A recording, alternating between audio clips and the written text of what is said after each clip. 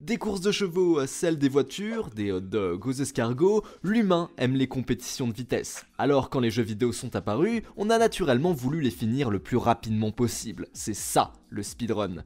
Si certains considèrent Dragster en 1980 comme le premier jeu speedrunné, en réalité c'est plutôt Doom 10 ans après qui créera la discipline. C'était la volonté de ses créateurs, pouvoir jouer normalement ou comme une course de vitesse. On verra ainsi sur internet des joueurs s'entraider pour trouver le moindre passage secret, le moindre bug pour gagner quelques secondes sur le chrono, l'essence du speedrun. Si aujourd'hui c'est à la mode, que ce soit sur Twitch ou dans les marathons, ça n'a pas toujours été le cas. Il a fallu des runs mythiques et des joueurs légendaires pour faire briller le speedrun. Alors si vous aimez le jeu vidéo, voici ces moments qui ont marqué l'histoire et que vous devriez tous connaître.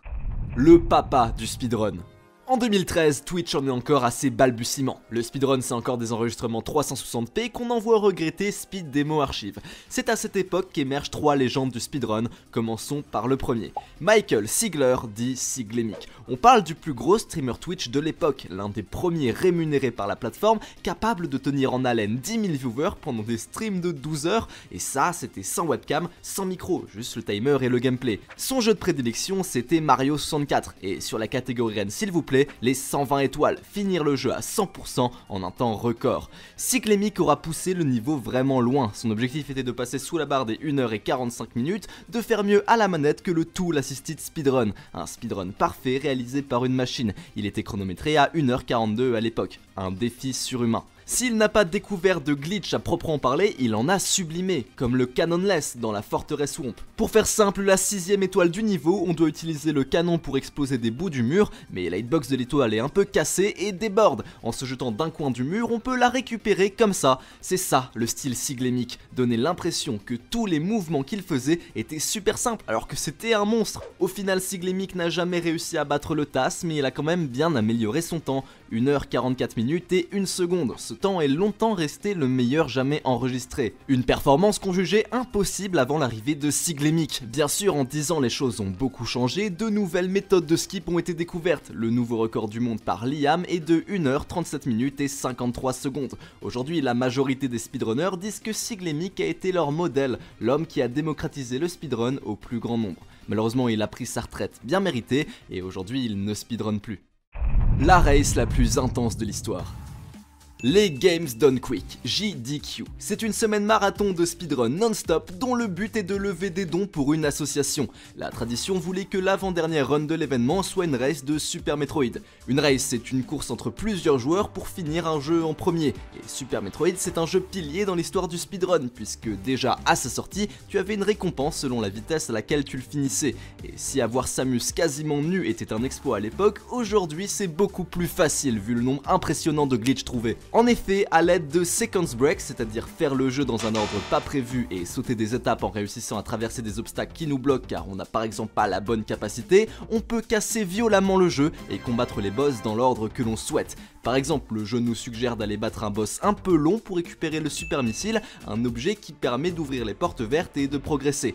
Et bien grâce à une technique qui s'appelle le Mock Ball, on peut le récupérer bien plus tôt et skip le boss. Lors de l'AGDQ 2014, une race opposait Zoast, le numéro 1 incontesté de Super Metroid, Ivan, Garrison et Krauser. C'était très serré, mais juste avant la fin, Garrison meurt avant un boss. Ivan et Zoast se talonnent maintenant au pixel près.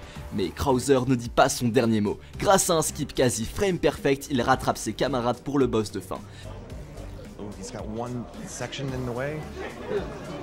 He's up and over. Néanmoins, il restait un dernier truc à faire, hormis le boss de fin. Vous voyez les Multiviola et Vertosaur, ces créatures qui vous apprennent comment faire la technique comète et le wall jump. On peut les sauver à la fin du jeu pendant le décompte avant que la planète explose. Leur survie était liée aux dons des joueurs. Sauver les animaux ou les tuer, l'incentive a été clôturé au moment du boss final et le résultat était de laisser mourir les animaux. Ladies and gentlemen, let them die. Zost et Ivan ont fini le boss de fin quasiment en même temps. Krauser est même pas 10 secondes derrière, mais Ivan réussit à atteindre le vaisseau de Samus en 45 minutes et 37 secondes, avec Zost dans la même seconde que lui. Krauser est tout juste derrière, avec une fin dramatique. C'était un moment fou à vivre pour l'époque, et c'est ce genre de moment qu'on peut retrouver dans Speedon, le marathon français organisé par Mister MV, auquel le rédacteur de cette vidéo a déjà participé. Le plus grand speedrun de Zelda Ocarina of Time. Deuxième légende des débuts du speedrun, Cosmo Wright, aujourd'hui Narcissa Wright devenue femme. C'est l'une des premières speedrunneuses professionnelles, spécialiste des jeux Zelda, un peu Wind Waker, mais surtout du Ocarina of Time où elle avait le record. On la retrouve en 2013 à l'HDQ pour un moment qui aura marqué de façon un peu originale le monde du speedrun. Déjà, elle réussit à commenter de façon ultra limpide sa propre run pendant qu'elle jouait. Aucun blanc, une aisance à l'oral parfaite, totalement chill alors qu'elle était en train de décrire des manipulations de dingue impossibles pour le commun des mortels. Si aujourd'hui c'est plus commun, imaginez la claque de l'époque. En 2013, les communautés de speedrun en sont encore à leur balbutiement. Le métier de commentateur, de caster, c'est pareil, c'est souvent d'autres runners du jeu qui commentent les runs, et c'est pas tout le monde qui est bon dans l'exercice. Alors quand c'est le joueur lui-même qui s'y met... Carrément sur Reddit, beaucoup clament que c'est la meilleure run qu'il n'y ait jamais eu à l'HDQ. À cette époque, Narcissa détenait le record du monde en un peu plus de 18 minutes, maintenant le run se fait en tout juste moins de 7 minutes, le jeu s'étant fait plus ou moins charcuté dans tous les sens. Narcissa utilisait une console EQ, la version chinoise de la N64. C'était à cette époque la version la plus rapide pour cette catégorie du speedrun de Ocarina of Time, et vu le prix du bousin, c'était presque du dopage financier. Normalement, pour finir Ocarina of Time, tu dois traverser le temps, devenir adulte, finir les 8 donjons et aller casser la bouche de Ganondorf dans son château. Ici, rien de tout ça grâce à plein de skis assez fous, je vous explique. Déjà, faut réussir à quitter la forêt Kokiri pour se rendre au village Cocorico et récupérer une bouteille, puis y piéger un insecte à l'intérieur. Une fois fait, on reset le jeu et on va au premier donjon, l'arbre Mojo. N'allez pas récupérer l'objet du donjon, le lance-pierre, c'est superflu. A l'aide d'une attaque sautée bien placée, on peut aller directement battre le boss au premier sous-sol. Le plan c'était de mourir exactement en même temps que le boss pour pouvoir sortir de la salle et y revenir. Vous voyez le portail bleu qui te téléporte à la sortie du donjon? À l'aide d'un glitch, on peut activer l'ocarina à l'intérieur et du coup on peut continuer à se déplacer, mais la cinématique se joue quand même dans le jeu. Avec une succession de mouvements très précis, il est possible de sortir de la zone au moment où la cinématique de fin du donjon se déclenche. Là, le jeu va paniquer et vous envoie au château de Ganon presque à la fin du jeu. Je dis presque car vous devez battre des Stalfos et le boss de fin, en étant Link enfant, avec 3 cœurs et donc pas d'épée de légende. Pas d'épée du tout, en fait il va falloir utiliser un bâton mojo. Heureusement il y a un petit glitch, l'Infinite Sword Glitch. Pendant qu'on utilise un coup, on lock un adversaire et on demande un avis et un conseil. Du coup ça interrompt l'animation et par extension celle du bâton, et du coup il ne se casse plus. Comme l'expliquait Narcissa, le combat entre Ganon est normalement gratuit. On a juste à pas rater le glitch qui permet de frapper à l'infini avec le bâton mojo. Vu qu'on est encore en Link enfant, on n'a pas à faire de roulade. Elle réussira sa run en 22 minutes et 38 secondes, une performance irréelle pour l'époque. Le skip de l'impossible sur GoldenEye.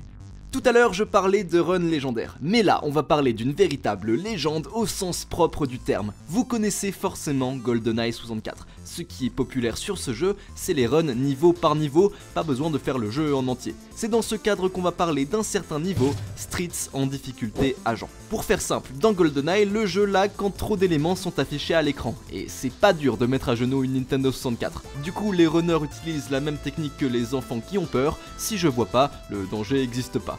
Oui, en regardant le sol constamment, on empêche le jeu de laguer, il faut se préparer en apprenant par cœur les niveaux. La part de RNG vient des tirs des ennemis qui peuvent te pousser vers l'avant avec un peu de chance. Mais il y a une run qui est passée à la postérité, c'est celle de Ryan Lockwood, fin 2013. A cette époque, le record pour finir le niveau était de 1 minute et 12 secondes détenu par une seule et unique personne. Et comme on n'allait pas jusqu'au 10e sur le chrono, plein de gens étaient 2e avec 1 minute et 13 secondes. Le record personnel de Ryan c'était 1 minute 14 et il visait pas la première place, juste la 2e avec 1 minute 13, qui était déjà 100 fois plus simple. Tout ne s'est pas passé comme prévu, on sait pas, il a été touché par la grâce et a eu tous les boosts qu'il était possible d'avoir, son temps est incroyable. 1 minute et 12 secondes, il a littéralement sauté 1 seconde entière sur son objectif. I skipped 113, I'm a legend! I am a fucking legend! I'm a fucking legend! Bon, depuis le record du monde a été amélioré à 1 minute et 9 secondes par Dusky LW, mais le temps n'est pas homologué par la communauté étant donné qu'il joue sur émulateur. Or, l'émulateur n'émule pas le lag de la console, forcément ça propose une concurrence déloyale. Actuellement sur console, 15 joueurs se partagent le record du monde avec 1 minute et 11 secondes. La quête des 1 heure sur Super Mario Odyssey. Encore aujourd'hui, ce Mario est très speedrunné, mais à ses débuts c'était la folie. Il y avait une compétition effrénée pour savoir qui serait le premier joueur à passer en dessous de la barre des 1 heure. Les runners ont redoublé d'ingéniosité afin de cut quelques secondes par-ci par-là en trouvant des petits clips pour passer à travers des murs, mais il manquait ce petit truc pour passer sous l'heure. À la sortie du jeu, le world record était à 1 heure et 34 minutes, mais déjà fin 2017, on avait atteint 1 heure 5 minutes et 14 secondes par Shedon. On commence à parler de Sum of Best, c'est la somme des meilleurs temps de passage de chaque joueur. En gros, on calcule ton temps sur des passages et non sur le jeu entier. Il se trouve qu'en additionnant les meilleurs temps de tous les joueurs, on passe en dessous de l'heure, et donc c'est techniquement possible. Mais sur une run aussi longue, ça demande beaucoup de constance. Plusieurs runners ont continué à se perfectionner et faire baisser la marque. Equan avec 1 heure et 38 secondes, Shao Springle avec 1 heure et 20 secondes, Nicroveda avec 1 heure et 9 secondes, Lil Curves avec 1 heure pile giga frustrant. Au final, le premier qui réussira à passer sous l'heure, c'est Nicroveda en mars 2019 avec un 59 minutes et 59 secondes, c'est très précis. Yes. Cette marque est évidemment symbolique étant donné qu'elle a été améliorée une trentaine de fois depuis. Aujourd'hui, le record du monde tient depuis avril dernier avec un 57 minutes et 35 secondes réalisé par Mitch. Speedrun pendant une évacuation. En début de vidéo, je vous parlais des 3 dieux des débuts du speedrun, on a parlé de Siglemic, Narcissa, il nous en manque un dernier, Tri-X. Vous connaissez les modes tryhard sur Twitch? Ouais, c'est Tri-X. Son jeu à lui, Yoshi's Island en catégorie 100%. Le but, obtenir un score de 100 à chaque niveau du jeu, y compris les extras. Le jeu était déjà optimisé comme Jaja, et pourtant Tri-X, il avait un truc en plus, le swag. Quand il doit faire un mouvement, il le fait de manière classe. Quand il y a un niveau auto-scroller, ce qui bouge, il fait le fou, bref, il joue, mais il est au-dessus des autres. Tout ça nous mène à l'AGDQ 2014, un drôle de moment dans l'histoire de l'event, puisque ce sera l'un des rares runs qui sera interrompu pour une cause extérieure, à savoir une alerte incendie. Ça a carrément forcé l'évacuation de l'hôtel où se tenait l'event, mais le stream est resté up pendant tout ce temps, avec ce moment lunaire où un gars est venu récupérer une peluche. Au final, le time du run sera à 2 heures et 51 minutes, une performance honorable compte tenu des conditions. Tri-X a depuis amélioré son temps à 2h34, et le record du monde est en 2h20 détenu par un joueur chilien du nom de Calco2. Tri-X, il continue toujours à streamer, mais a pris du recul vis-à-vis de Yoshi's Island. Il joue notamment à Mario Maker avec ses abonnés, toujours est-il que ce run est probablement son magnum opus pour le public moins initié. Toutes ces histoires, je les trouve belles. Le speedrun, c'est l'une des plus belles communautés jeux vidéo d'internet, des gens qui s'affrontent mais se respectent, qui s'entraident en partageant leurs astuces. C'est une discipline complète qui oblige à autopsier tous ces jeux, comprendre les maths, les lignes de code, le game design. Ces gens qui vous divertissent sont des petits génies. Leur performance surhumaine offre des moments dont on peut encore se souvenir aujourd'hui, des moments qui n'ont pas de prix. Oh my god! Yes!